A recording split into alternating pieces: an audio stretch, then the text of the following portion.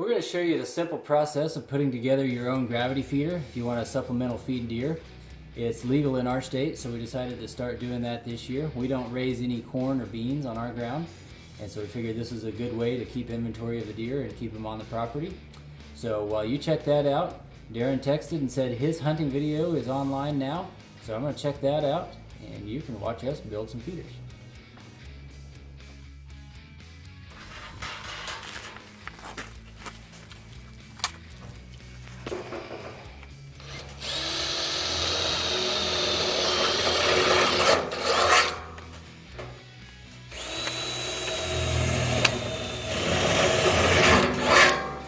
Where'd you get the leg kits from?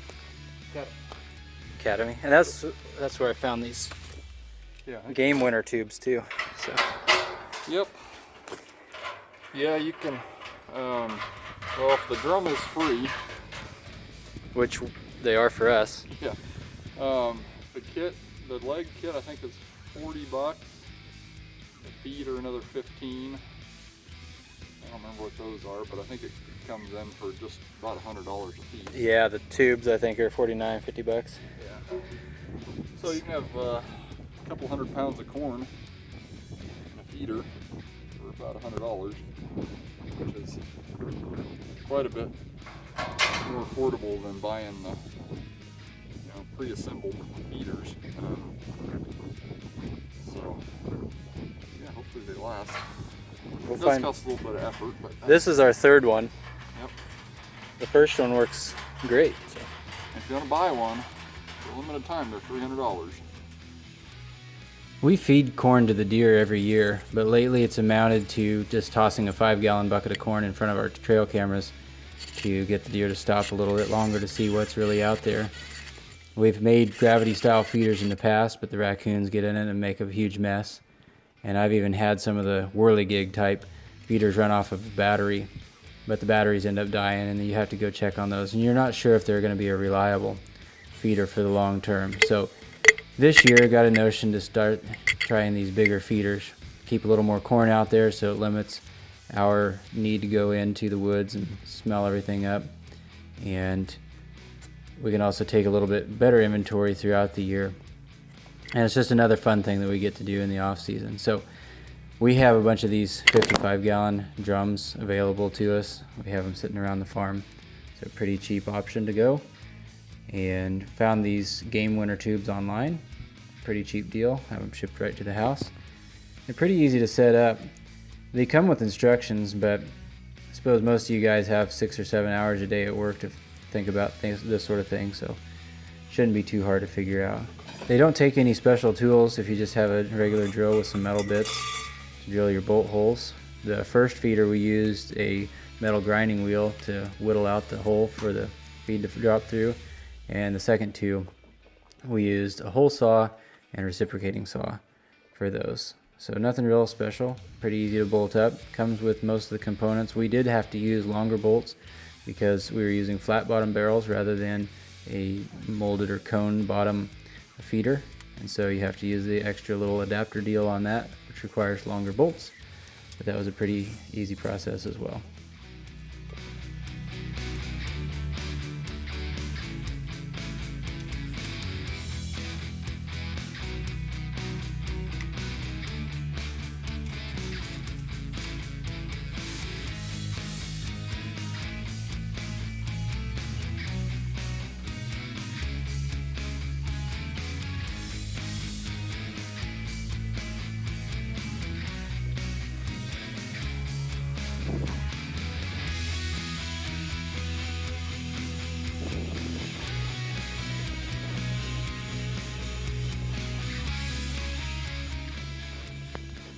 We're not using these feeders because the deer have a lack of food. There's plenty of fields surrounding our farm, and in fact we have our fields planted to forage crops such as alfalfa, oats, Sudan grass, and then in the fall and winter we have winter rye for grazing the cattle. So there's plenty of food around, but it's sometimes difficult to figure out where those deer are coming from when they're entering those fields later in the day. And so we'll place these feeders out along the farm and help us figure out where those deer like to bed and how they're moving across the farm to enter into those fields, or perhaps which property they're entering our farm from.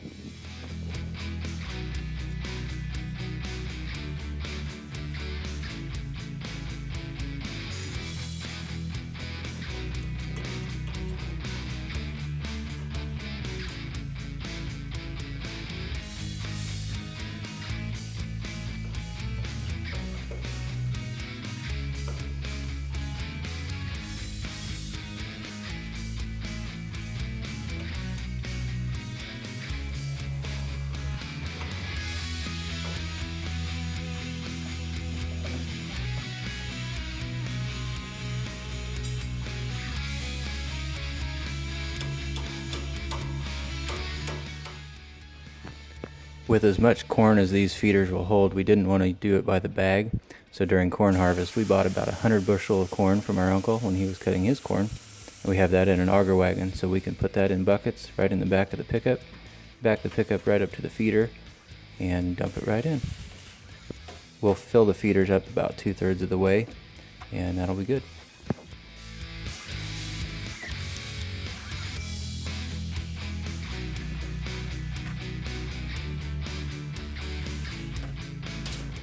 Still a full ring left on there, but I suppose I don't want to put too much more in there. Yeah, I'd say that's good. Legs aren't falling off yet. Cool.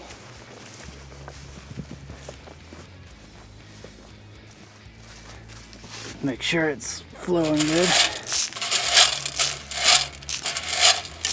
And then if you need to adjust how much comes out, we can adjust that little T-handle there and open that baffle up. So it's coming down all right.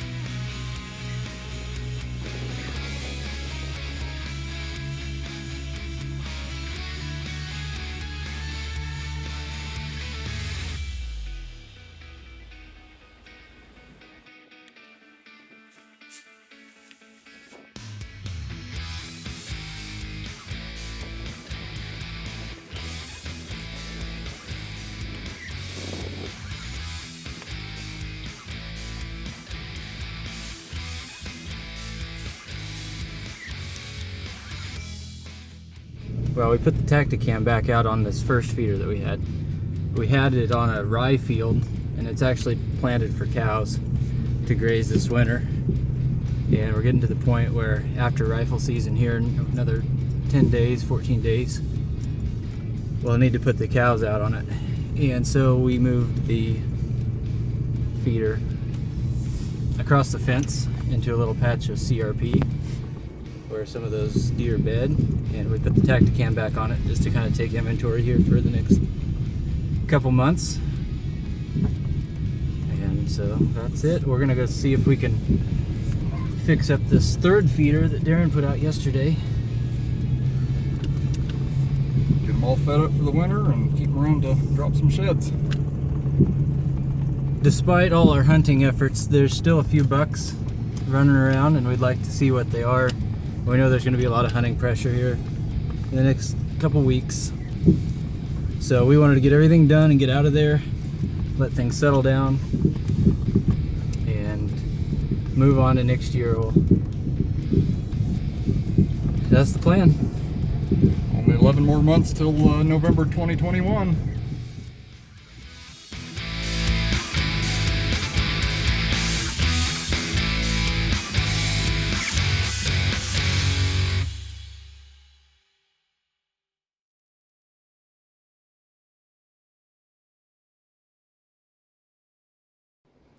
I seen a couple of you fellers eyeing my deer back here behind me. I finished up cleaning the skull off the other day. I didn't video any of it because there's a lot of other videos on how to do that, and it's kind of a messy process and starting and stopping and that sort of thing. But we got the skull all boiled and power washed off, and now we're to the baking soda process. All you need is this little plastic tub to set it in. You can find those almost anywhere. I found that one in our living room. The girls had their crayons and markers in it, so we just dumped that out. Put the skull in, get her soaking in baking soda. We'll do that for about 24, 48 hours, and then we'll wash it off, put the peroxide on it, treat it that way a couple times, and she's ready for the living room.